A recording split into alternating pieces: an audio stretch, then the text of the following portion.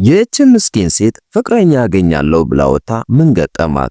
ታሪኩን እስከ መጨረሻ ተከታተሉ። ይህን ቪዲዮ ላይክ በማድረግ ጀምሩልኝ። ቻናሌ ደግሞ ሰብስክራይብ በማድረግ አበረታቱኝ። ወደ ታሪካችን ንግባ። ጄሪ በቀጠሮዋ ወቅት እንግዳ ነገር አስተዋለች። የወንድ ጓደኛዋ ቤት ወለል ላይ ድንገት ከየት መጣ ሳይባል ትኩስ የደም ጠብታ ነበር። ወንድ ጓደኛዋ ወይን ለመቅዳት በሄደ ጊዜ ግራ ተጋምታ ለማየት ተንበረከከች። በሚገርም ሁኔታ ደሙ የመጣው ከራሷ አካል ነበር። እንዴት ያለ አበሳ ነው! ሀብታሙ ሰው ለመጀመሪያ ጊዜ እያገኘችው የወር አበባዋ ሳይጠራ ደረሰ። ለዚህ አጋጣሚ ለረጅም ጊዜ ስትጠብቅ ስለነበር ወደ መታጠቢያ ቤት ለመሄድና ደሙን ለጊዜው ለማስቆም ሰበብ ፈጠረች። ከዚያም በእርጋታ ከሀብታሙ ሰው ጋር ለእራት ወጣች። መጀመሪያ ላይ በጣም ጨዋ መስሎ ነበር። የሚያደርገው እያንዳንዱ እንቅስቃሴ ውበትን ያሳያል። እንዲህ አይነት መልከ መልካምና ጨዋ ሰው ሲያጋጥማት ጄሪ ሙሉ በሙሉ ልቧ ተነካ። ነገር ግን በሚቀጥለው ሰከንድ ሀብታሙ ሰው እውነተኛ ማንነቱን አሳየ። ምናልባት ጨዋነት የጎደለው መስሎት ሊሆን እንደሚችል ተረድቶ በልጅነቱ ትልቅ ውሻ ነክሶት እንደነበር ሕይወቱን ለማዳን 84 ጊዜ እንደተሰፋም ነገራት። ስለዚህ ከዚያን ጊዜ ጀምሮ ውሾችን ይፈራል። ነገር ግን አሁንም ድመቶችን በጣም ይወዳል። ይህን ስትሰማ ተወዳጅ ሆኖ አገኘችው። ከዚያም ተከትላው ግርማ ሞገስ ወዳለው ቤቱ ተመለሰች። ሰውነቷ ላይለኛ እንቅስቃሴ ባይመችም እንኳ ጄሪ አሁንም እሱን ለማስደሰት ተዘጋጅታ ነበር። ነገር ግን ወደ ክፍሉ እንደገባች ከኋላዋ እንግዳ ፈገግታን አሳየ። በሩ እንደተዘጋ አስደንጋጭ ጩኸት ከውስጥ ይወጣል። ከጥቂት ደቂቃዎች በፊት ጄሪ በሙሉ ተኳኩላ ነበር። አሁን ግን ገርጥታና ተሰብራ እየሮጠች ወጣች። እመሙን ችላ በማለት መሮጧንም ቀጠለች። ሕይወቷንም ለማዳን ግርግዳውንም አለፈችው። የእርዳታ ጩኸት ብታሰማም ጎረቤቶች በሙሉ አይናቸውን አዞሩ።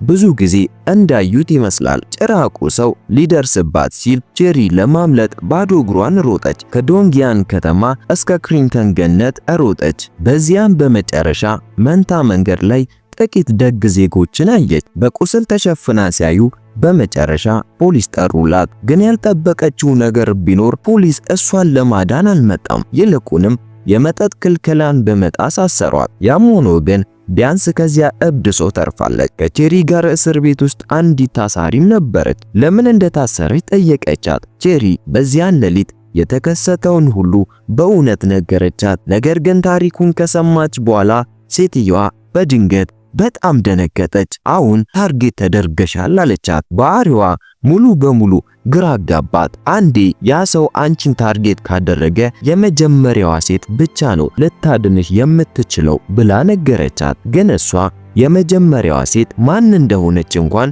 አታውቅም ነበር። የቅርብ ጓደኛዋ በዚያ ሰው እጅ ሞታለች እና ከሁሉም በላይ የተለየ ችሎታ ነበረው። መቆጣጠር የፈለገውን ማንኛውም ሰው መቆጣጠር ይችላል። እርግጥም ብዙም ሳይቆይ ፖሊስ እስር ቤቱን ከፈተ እና ጄሪ ማየት የማትፈልገውን የመጨረሻውን ሰው አስገቡ።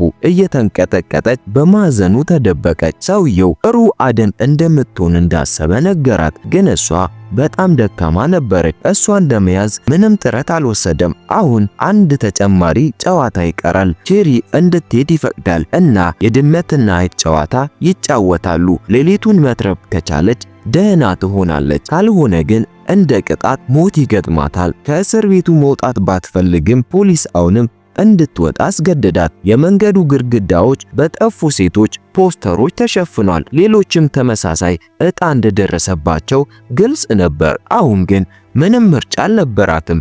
ይህንን አደገኛ ጨዋታ መጋፈጥ ነበረባት። ጎዳና ላይ እንደደረሰች ከሩቅ የሚመለከታት ሰው አየች። በአካባቢዋ ያለው አየር በአደጋ የተሞላ መስሎም ተሰማት። እንደ ዕድል ሆኖ አንድ ታክሲ አገኛት። ሹፌሩ ገንዘብ እንደሌላት ቢያውቅም አላባረራትም። ምክንያቱም እንደሷ ያሉ ልጆችን ከዚህ በፊት አይቷል። ሁሉም በፍርሃት ለሕይወታቸው ሲሮጡ ነበር። ሀብታሙን ሰው ያስተዋወቃት አለቃዋ ስለሆነ ወደ አለቃዋ ቤት እንዲወስዳት ሹፌሩን ተማጸነችው። ብዙም ሳይቆይ ሹፌሩ በአለቃዋ ቤት ፊት ለፊት አቆመ እና በቁስል ተሸፍና ሲያይ ደነገጠ። እንድትቀመጥ ነገራት። ሚስቱም ሻይ እንድታፈላ ጠየቃት። የሆነውን ሁሉ በረጋ መንፈስ ነገረችው። አለቃዋ እንደዚያ ያለ ጨዋ ሀብታም ሰው እንዴት እንደዚህ ሊያጠቃ እንደሚችል አላመነም። ወዲያው ፖሊስ ለመጥራት ፈለገ፣ ነገር ግን አስቆመችው። ፖሊስ የት እንዳለች ካወቀ ገዳይዋ እንዲያገኛት ያደርጋል። እሷም ደህና ለመሆን እስከ ጠዋት ድረስ እቤት ውስጥ መቆየት ብቻ እንደሚያስፈልጋት ነገረችው። አለቃዋም ሌላ ምርጫ ስላልነበረው ተስማማና ሌሊቱን እቤት እንድትቆይ ፈቀደ። ገላዋን እንድትታጠብና ንጹህ ልብስ እንድትቀይር ጠየቃት። ነገር ግን ጥንቃቄ ማድረግ ፈልጋለች። በድብቅ ኮምፒውተሯን ከፍታ የሀብታሙን ሰው ስም ሰርች አደረገች። በእርግጥም ብዙ ፋይሎች ወጡ። አንዱ ፋይል ስለጠፉት ልጆች ሁሉ መረጃ ይዟል። የቼሪን ስም ደግሞ የመጨረሻው ነበር። አለቃው እሷን ለቫምፓየሩ እንደ ልዩ ስጦታ አድርጎ መስጠቱ ግልጽ ነበረ። ቼሪ ድንጋጤ ውስጥ እያለች የአለቃው ሚስት በጸጥታ ቀረበቻት። በሰውነቷ ላይ ያለውን ጠረን በሙሉ መታጠብ እንዳለባት ነገረቻት። ምክንያቱም የደሟ ሽታ በጣም ጠንካራ ነው። ቫምፓየሩ ደግሞ በቀላሉ ሊከታተላት ይችላል። አለቃውም ሁሉም ነገር እንደተጋለጠ በድንገት ተረዳ። ቼሪ በፍጥነት ሮጠች። አለቃውም በንዴት ሚስቱን አየት ታደረገና ቼሪን ተከተላት። እንደ ዕድል ሆኖ መንገድ ላይ አውቶቡስ አስቆመች። ወዲያው ለቀድሞ ፍቅረኛዋ ደውላ የሆነ ቦታ እንዲገናኙ ጠየቀችው። አውቶቡስ ውስጥ ሳለች የጠፋ ሰው ማስታወቂያ አየች። በራሪ ወረቀቱ ላይ የመጀመሪያዋ ሴት ስልክ ቁጥር ነበረ። ብዙም ሳይቆይ ሱፐርማርኬት እንደደረሰች ገንዘብ ስለሌላት ሰዓቷን በመስጠት የንጽህና መጠበቂያ ገዛች እና ወደ ውጭ ወዳለው መጸዳጃ ቤት ሮጠች። ልብስ እየቀየረች ሳለ ግን በድንገት የበሩ መንኳኳት ተሰማ። የደሟ ሽታ ገዳዩን እንደሳበው ገባት። ቀሚሷን ተጠቅማ ወለሉ ላይ ያለውን ደም በፍጥነት ጠራረገችው። ደሙ እንደጠፋ መንኳኳቱን ቆመ። ልብሷን ለብሳ እንደወጣች ቫምፓየሩ ሊያጠቃት ሲል ሌላ ደግ መንገደኛ ደረሰ። መንገደኛው እንዲጠፋ ሲነግረው እሱም ፈርቶ ሮጠ። ከዚያም የድሮ ፍቅረኛዋን የምታገኝበት ቦታ ሮጠች። እሱም ሲጠብቃት ነበር። መኪናው ውስጥ እንደገባች እንዲነዳ ነገረችው። ግን እሱ ልክ እንደ ናክ ጥያቄዎችን ያበዛል።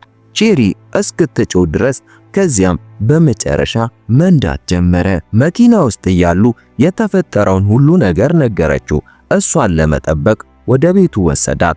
በሩን የከፈተችው ደግሞ የረጅም ጊዜ ምርጥ ጓደኛዋ ነበረች። መጀመሪያ ላይ ጓደኛዋ ማስገባት አልፈለገችም፣ ግን በቁስል ተሸፍና ስታይ ወደ ውስጥ ጋበዘቻት። ቤት ውስጥ ጥቂት ሰዎችም ነበሩ። የቼሪን ታሪክ ከሰሙ በኋላ ለመበቀል ሊረዷት ተስማሙ። ከፍርሃት የተነሳ መታጠቢያ ገንዳ ውስጥ ተደበቀች።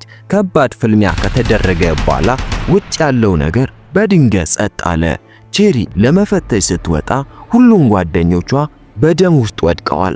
ቫምፓየሩ ግን ምንም ሳይጎዳ ቆሞ ነበር። ዝቅ አድርገው ገምተውታል ማለት ነው። በደስታ መደነስ ጀመረ። ከዚያም የቀድሞ ፍቅረኛዋ ወደ ቤት መጣና ከሀብታሙ ሰውዬ ጋር አያት። ሰውየው ማን እንደሆነ ጠየቀ።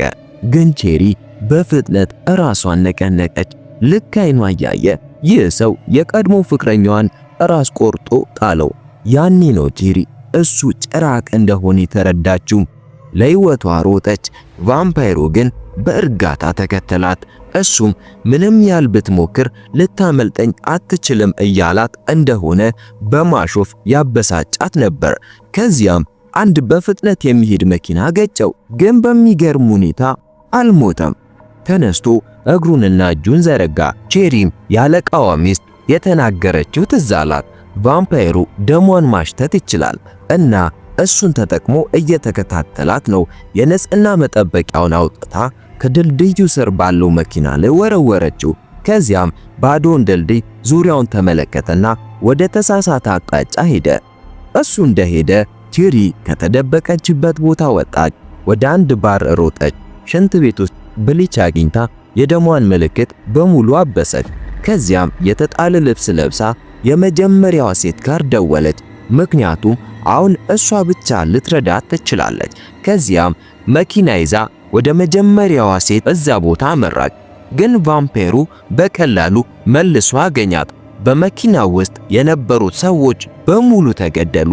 ኬሪ ብቻ ተረፈች። አደኑ ሊያልቅ መቃረቡን ተናገረ። ሊበላ ሲል ግን ውሻ ከየት መጣ ሳይባል ብቅ አለ። ውሻው ቫምፓየሩ ላይ በንዴት ሲጮህ ወዲያውኑ ጠፋ። ከዚያም ቼሪና ውሻው ወደ መታጠቢያ ቤት ሄዱ። የመጀመሪያዋ እመቤት እዚያ እየጠበቀች ነበር።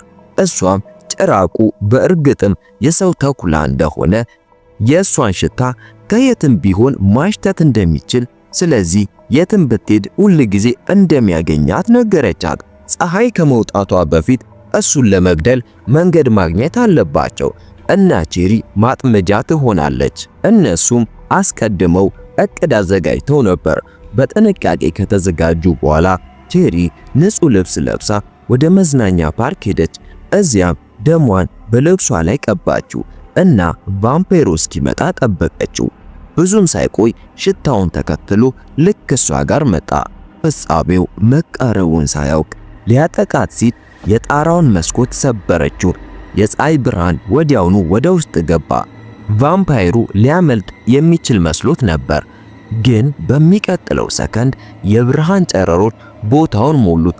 የመጀመሪያዋ ሴት ሰዎቿን ይዛ እዚያ ቦታ ደርሳ ነበር። የፀሐይ ብርሃን ሲያርፍበት ይህ ቫምፓየር እውነተኛ ቅርጹን አሳየ። በጣም የሚያስፈራው ነገር የፀሐይ ብርሃን እንደሆነ ታወቀ። ያቺ ትልቅ ሴት ጊዜ አላጠፋችም። ላይተር አውጥታ ቫምፓየሩን አጠፋችው። ቫምፓየሩን ለኮሰችበት። በዚያው ተቃጠለና ጠፋ። ቼሪም በመጨረሻ መትረፍ ቻለች። ያሰበችውን የፍቅር ጓደኛ ማግኘት ባችልም ቢያንስ ነፍሷን በመጨረሻ ተረፈች። ታሪኩ ከተመቻችሁ ላይክ እና ሰብስክራይብ በማድረግ ቤተሰብ ሁኑ። እንዲሰራላችሁ የምትፈልጉትን ፊልም ኮመንት ላይ ጻፉልን። የሚስተካከለውንም ንገሩን። እናመሰግናለን።